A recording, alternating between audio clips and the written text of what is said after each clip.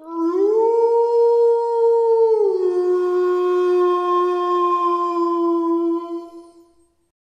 Friends, ఇంకొక కొత్త horror స్టోరీతో మీ ముందుకు వచ్చేసాను. ఈ స్టోరీ చాలా ఇంట్రెస్టింగ్ గా ఉంటుంది. సో వీడియో మొత్తం చూసి మీకు నచ్చితే వీడియోని లైక్ చేసి మా ఛానల్ ని సబ్స్క్రైబ్ చేసుకొని పక్కనున్న బెల్ సింబల్ యాక్టివేట్ చేసుకోండి. ఇక లేట్ చేయకుండా స్టోరీలోకి వెళ్ళిపోదాం. హాయ్ ఫ్రెండ్స్, ఈ స్టోరీని నాకు తెలిసిన ఒక 60 సంవత్సరాల వయసు గల ఆవిడ నాతో షేర్ చేసుకున్నారు. తన మాటలోనే మీకు ఈ కథను ఎక్స్ప్లెయిన్ చేస్తాను. హాయ్ ఫ్రెండ్స్, ఇది నా చిన్నప్పుడు నిజంగా జరిగిన విషయం మీతో పంచుకోవాలి అనుకుంటున్నాను. నా పేరు రెడ్డమ్మ. నేను 6వ తరగతి చదువుతున్నప్పుడు ఒకరోజు ఉదయాన్నే బడికి వెళ్ళడానికి తయారవుతున్నాను. అప్పుడు మా అమ్మ నాతో, నువ్వు స్కూల్లో టీచర్ గారిని అడిగి తొందరగా ఇంటికి రా అంది. అందుకు నేను, ఎందుకమ్మా ఇంటికి త్వరగా రావాలి అని అడిగాను.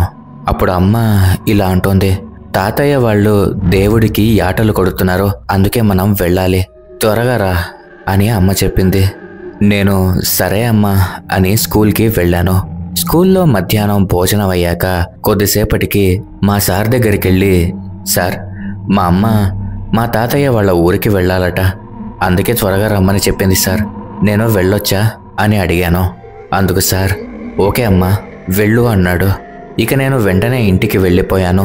మా అమ్మ నన్ను రెడీ చేసింది. అమ్మ, నాన్న, చెల్లెలు, తమ్ముడు, నేను అందరం కలిసి తాతయ్య గారి ఊరికి వెళ్ళాము. అక్కడ తాత, అవ్వ మమ్మల్ని చూసి సంతోషపడ్డారు. తాతయ్య వాళ్ళు రెడీ అవుతూ ఉన్నారు. ఇంతలో లారీ కూడా వచ్చింది. లారీ ఎందుకంటే మా తాతయ్య వాళ్ళ ఇంటి దేవుడు ఉన్న ఊరు చాలా దూరం. ఆ దేవుడికే యాటలు కొట్టేది. లారీ బయలుదేరుతోంది. లారీలో పిన్ని వాళ్ళు, బాబాయిలు, చెల్లెళ్ళు, తమ్ముళ్ళు, మావయ్యలు, అత్తమ్మలు, తెలిసిన వాళ్ళందరూ లారీ ఎక్కారు. లారీ ఫుల్ అయ్యింది.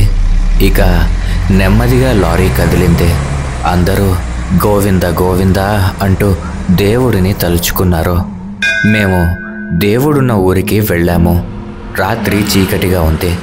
ఎక్కడ చూసినా జనాలు ఫుల్ రద్దీగా బస్సులు, లారీలు, ఆటోలు, ట్రాక్టర్లు వేసుకుని మా మాదిరే దేవుడి దర్శనానికి వచ్చారు. మాకంటే అందరూ ముందుగానే వెళ్ళారు.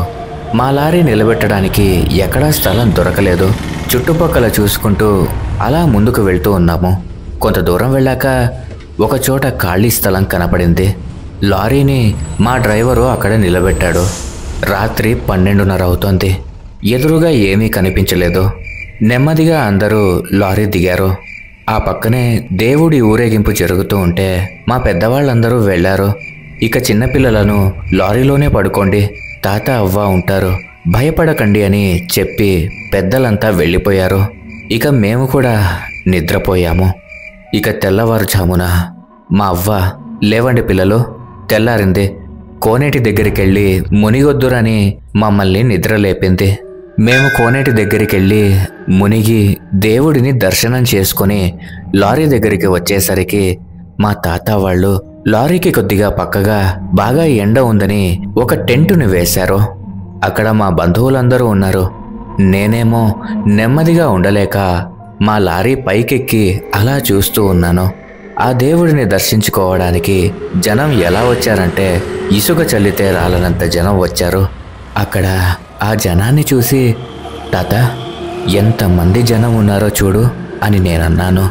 అందుకు తాత, అవునమ్మా, ప్రతి ఏడాది ఈ దేవుడిని దర్శించుకోవడానికి ఎక్కడెక్కడి నుంచో భక్తులు వస్తూ ఉంటారు, చాలా మహిమగల దేవుడు అని చెప్పి ఏదో పని ఉంది అని మా తాత వెళ్ళిపోయాడు. నేను లారీలో నుండే చుట్టుపక్కల అంతా అలా చూస్తూ ఉన్నాను. అప్పుడే నాకు మా లారీకి కొద్దిగా దూరంలో ఒక సమాధి కనపడింది. అది పక్కనే ఉన్న మా మావయ్యకి చెప్పాను, కానీ మామ పట్టించుకోలేదు.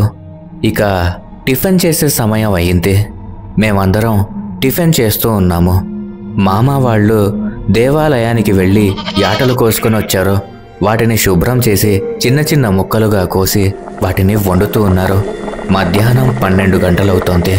వంటలన్నీ తయారయ్యాయి. మొదటగా కొంతమంది పెద్దవాళ్ళు కూర్చొని తిన్నారు.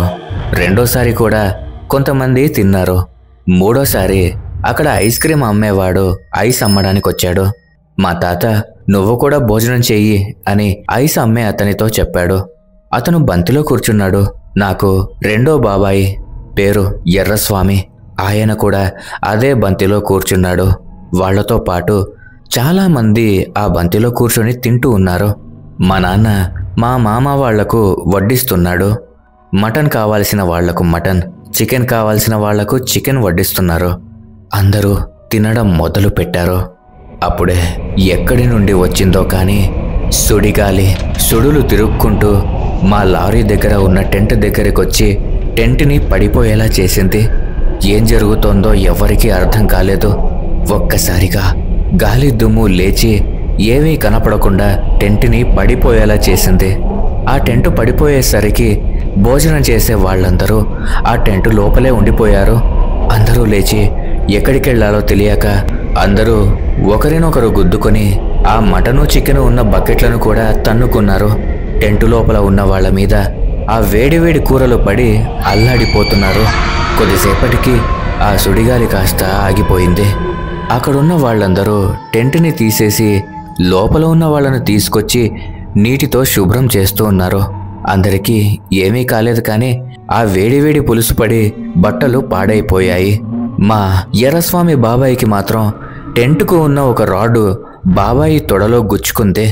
వెంటనే బాబాయిని దగ్గరలో ఉన్న ఆసుపత్రికి తీసుకెళ్లారు. పాపం ఐస్ క్రీం అమ్మే అతని సైకిల్ కింద పడిపోయింది. లోపలున్న ఆ ఐస్ క్రీంలన్నీ పడిపోయాయి. మా తాత అతని బాధ చూడలేక కొంత డబ్బునిచ్చి పంపించాడు. అందరూ అలా ఆందోళనలో ఉండగా ఆసుపత్రికి వెళ్లిన మా బాబాయ్ తిరిగి లారీ దగ్గరికి వచ్చాడు. అందరూ బాబాయ్ దగ్గర చుట్టూ మూగారు. అప్పుడు బాబాయ్, నాకేం కాలేదు, బాగానే ఉన్నాను, మీరేమీ భయపడకండి, దీనికంతా కారణం అదే అన్నాడు. అప్పుడు అందరూ ఎవరది అని మా బాబాయ్ని అడగ్గా అందుకు బాబాయ్ ఇలా అంటున్నాడు, మనం ఉండేది ఎక్కడో చూశారా? ఒక్కసారి అటువైపు చూడండి, మనకు కొంత దూరంలో 5 సమాధులున్నాయి అని చెప్పగా అందరూ అటువైపు చూశారు. అక్కడున్న వారెవ్వరూ కూడా అది గమనించలేదు. అవును, నిజమే అని అందరూ అవాక్కయ్యారు. అప్పుడు బాబాయ్ వాళ్లతో ఇలా అంటున్నాడు, నాకు ఉదయం నుంచి ఒక ఆడదెయ్యం వెంట పడుతోంది. నేను దాన్ని తిడుతూ పక్కకి పంపిస్తున్నాను, అయినా అది మళ్ళీ మళ్ళీ తిరిగి వస్తోంది. అందుకే నేను మొదటి బంతిలో కూర్చోలేదు. అది వెళ్ళాక తినచ్చు అనుకున్నాను. కాసేపటికి అది కనపడకపోయేసరికి 3వ బంతిలో కూర్చున్నాను. ఇంతలో అది ఒక్కసారిగా నా ముందు ప్రత్యక్షమయ్యింది. అయినా నేను భయపడలేదు. నా ముందర అది కూర్చొని నిన్ను పెళ్లి చేసుకుంటాను, నిన్ను చంపేస్తాను అని అంటుంటే నేను పట్టించుకోలేదు. నేను పట్టించుకోకపోయేసరికి ఆ దెయ్యానికి కోపం వచ్చి ఈ టెంట్ పడిపోయేలా చేసింది. అలా పడిపోతున్నప్పుడు టెంట్ లోపల అది నాకు నా తొడలో ఒక పదునైన రాడుని పొడిచి నవ్వుతూ నిన్ను చూడక నేను ఉండలేను బావా అని చెప్పి వెళ్ళిపోయింది అని బాబాయ్ చెప్పాడు. కానీ అక్కడున్న వాళ్ళెవరూ అది నమ్మలేదు. అదంతా కట్టుకథ అనుకున్నారు. కానీ అది నిజమే. మా బాబాయ్కి చిన్నప్పటి నుండి దెయ్యాలు కనపడతాయి. ఒకప్పుడు నాకు కూడా నమ్మకం ఉండేది కాదు. ఆయన చెప్పేవన్నీ అబద్ధాలు అనుకునేదాన్ని. కానీ గతంలో ఒకరోజు నేను మా ఎర్రస్వామి బాబాయ్ ఇద్దరం బైక్ మీద వెళ్తూ ఉన్నాము. ఇంతలో ఒక ఆడమనిషి మా బైక్ని నిలబెట్టి దారి అడిగింది.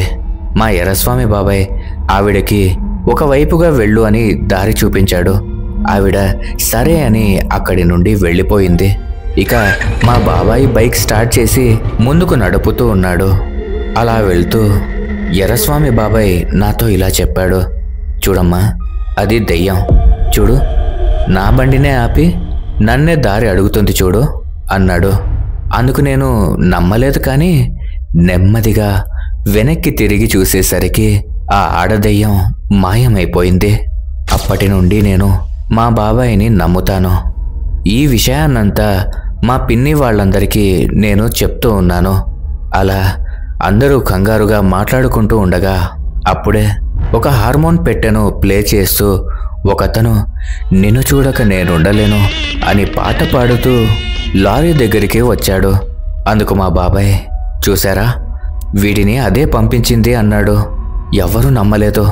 ఎవరికి తోచిన సాయం వాళ్ళు అతనికిచ్చి అక్కడి నుండి పంపించేశారు. ఇంతలో ఆ హార్మోనియం పెట్టెను ప్లే చేసేవాడు నెమ్మదిగా నడుచుకుంటూ ముందుకు వెళ్తూ ఉన్నాడు. అది గమనించిన మా బాబాయ్, చూడండి ఆ హార్మోనియం పెట్టెను ప్లే చేసేవాడు మాయమయ్యాడు చూడండి అని అందరికీ చెప్పాడు. అది చెప్పగానే అందరూ కంగారుగా అటువైపుగా తిరిగి చూశారు. నిజంగానే అతను కనిపించలేదు. అప్పుడు నమ్మారు అందరూ మా బాబాయిని. ఇక అక్కడి కార్యక్రమం అయిపోగా ఆ రోజు సాయంత్రానికి మేమందరం అదే లారీలో తిరిగి మా ఊరికి వచ్చేశాము. అప్పటి నుండి ఎప్పుడైనా మా బాబాయ్ వాళ్ళ ఊరికి వస్తే చాలు నేను దెయ్యాల కథలు ఆయనతో చెప్పించుకుంటూ ఉంటాను. అన్నీ కొత్తగా ఉంటాయి. ఆ కథలు వింటే చాలా భయం వేస్తుంది. సో ఇది ఫ్రెండ్స్ ఇవాల్టి స్టోరీ. తిరిగి ఇంకొక స్టోరీతో మళ్ళీ వస్తాను. అంతవరకు సెలవు. ఓకే ఫ్రెండ్స్, ఈ స్టోరీ కనుక మీకు నచ్చినట్లయితే ఖచ్చితంగా ఈ వీడియోని ఒక లైక్ చేసి మీ అభిప్రాయాలను కామెంట్ చేసి మీ స్నేహితులు మరియు బంధువులతో షేర్ చేసుకోండి. అలాగే మా ఛానల్ని సబ్స్క్రైబ్ చేసుకొని పక్కనున్న బెల్ సింబల్ని యాక్టివేట్ చేసుకోండి. Thanks for watching.